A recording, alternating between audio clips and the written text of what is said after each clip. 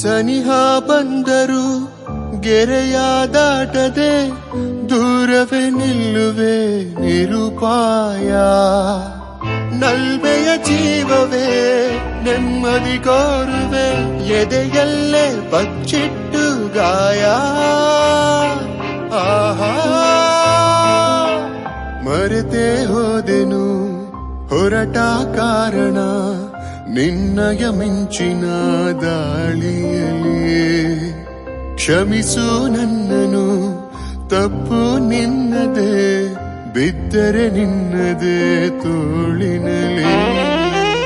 ಗಂಧದ ಹೂವಿಗೂ ದೋಚುವ ಗಾಳಿಗೂ ಎಂತಹ ಸುಂದರ ನೇಹ.